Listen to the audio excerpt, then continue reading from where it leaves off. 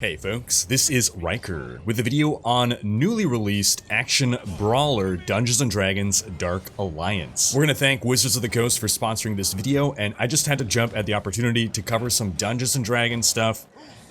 For those who remember, this channel started off as a Dungeons & Dragons channel. Dungeons & Dragons is my greatest passion in life and has been for over half my life. In Dark Alliance, we get to take on the roles of some of the most famous Dungeons & Dragons characters of all time, and well, let's just get right into it. Now, back in 2001, we had Baldur's Gate Dark Alliance. I played that game, wow, 20 years ago now.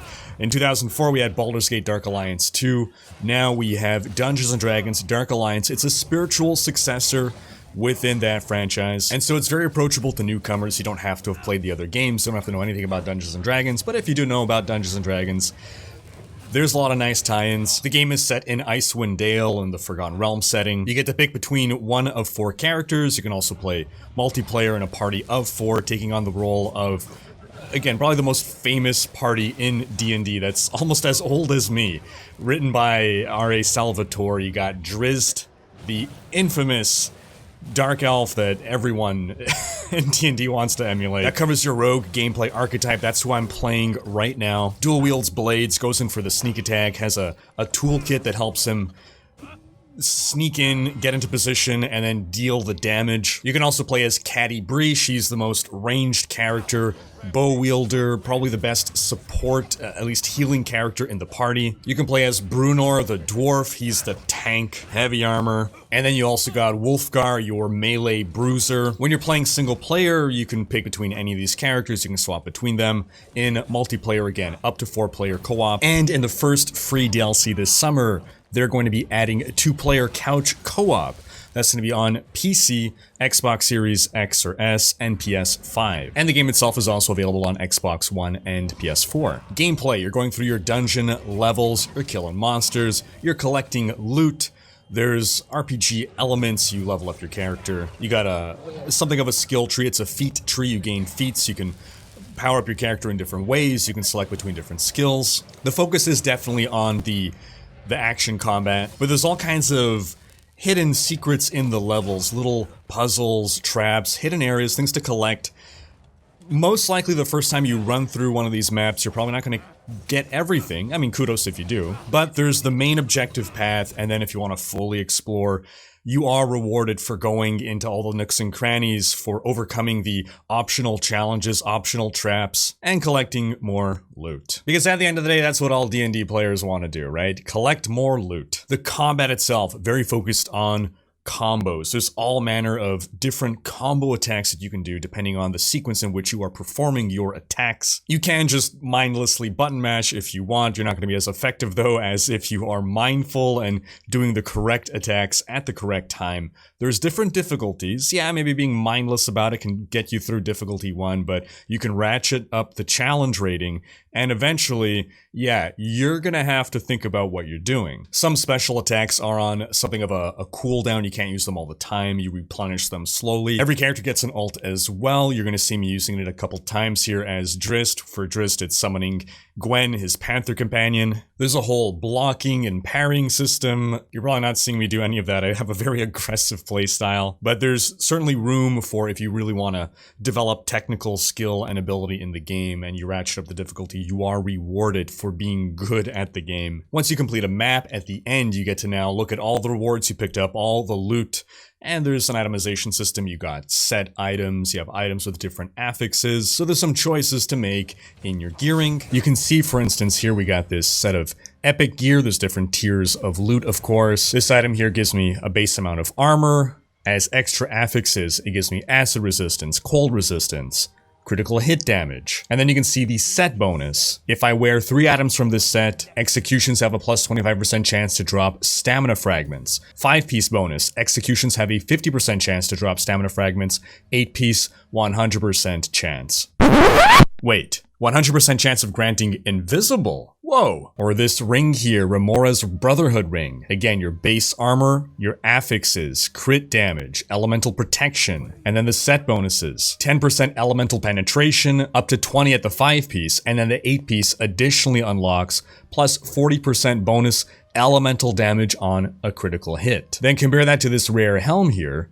A little bit less armor, a little bit less critical damage, but quite a bit more fire resistance. So maybe if I'm going into a level that I know has a lot of fire damage, maybe I want to equip this. Again, overall, the RPG-ish elements are on the lighter side. The focus is largely on the combat, but you still have that progression with leveling up your character, investing skill points or feats, hunting for the better gear, hunting for the rarer gear. So as you can see here, my Drizzt is level 5. I have 1 attribute point to spend here in either Strength, Dex, Con, Int, Wiz, or Charisma. Evidently, these are not in line with 5th edition D&D numbers, but if we bring up our details, we can see that there are a bunch of stats. For offense, you might want to work on your physical damage, maybe your crit chance, your crit damage, your armor penetration, maybe your elemental resistance penetration. For your defense, you got your hit points, you have armor, you have condition resistance, how resistant you are to like being stunned. On our next page here, you can see all your different resistances that you can build up, your elemental damage types. Of course, your gear can affect these things,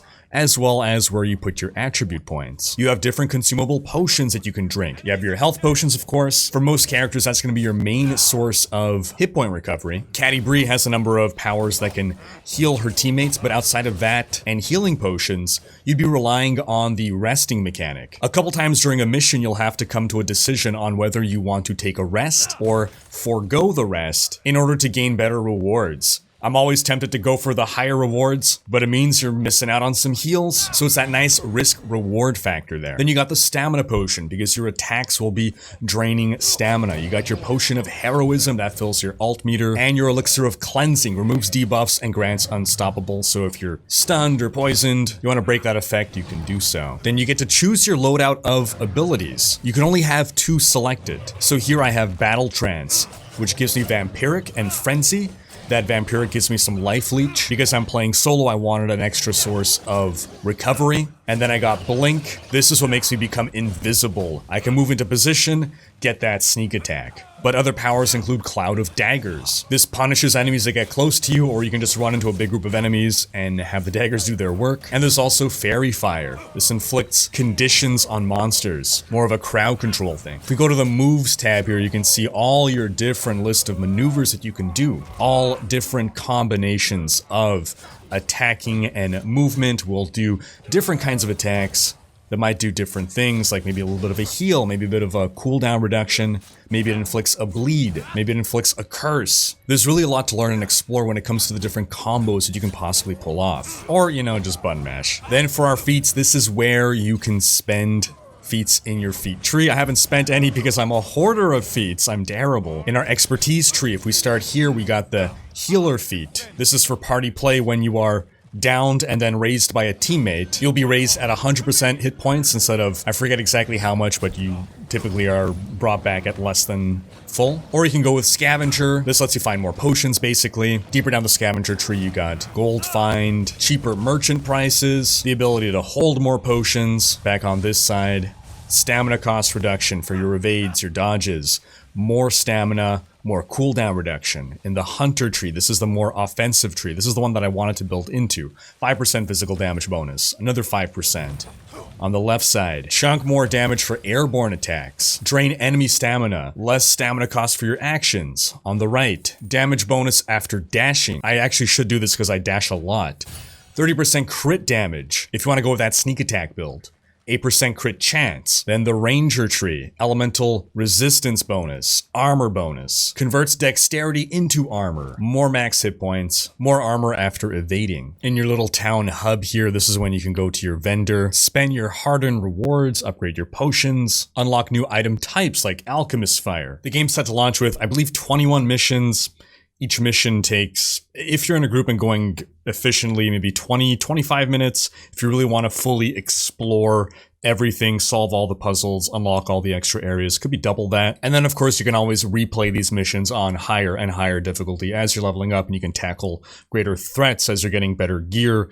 There is the incentive to want to chase after better loot, better reward, complete item sets. There's even a whole cosmetic system, and my understanding is that there's no microtransactions in that regard. All cosmetics, and there's a lot of them, are all to be collected in-game. So overall, if you really just want to blitz through the game, just play the campaign. Basically, you get the story. It's about 10 hours of gameplay if you want to really explore the levels or you're not going super fast, easily 20 hours of gameplay, and that's just on one character. If you want to try out all the different characters, if you want to then keep replaying and grinding up your levels, grinding up your gear, you get even more. And overall, this just feels like a really fun game to play with friends especially, which at the end of the day, that's what D&D has always been about for me. It's about getting together with friends, having something that we can have fun with together. I got to play this game a little bit on their dev stream with some of the developers, and I had a blast. We had an insane boss fight where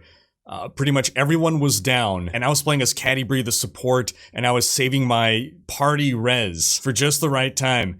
And we came so close to failing the mission, but bam, I managed to land the res, bring everyone back up, we finished off the boss. It was exciting. And I think we were playing on a difficulty that was a bit much for us to tackle, but it made it exciting. So that's about gonna wrap up this video. Again, Dungeons & Dragons, Dark Alliance. You can check it out on Steam or PS4, PS5, Xbox. And now that it's released, you'll probably catch me playing it on Twitch now and then as well. And that about wraps up this video. Thanks for watching, check out these other videos, and subscribe to join Ryker's Raiders for more gaming content.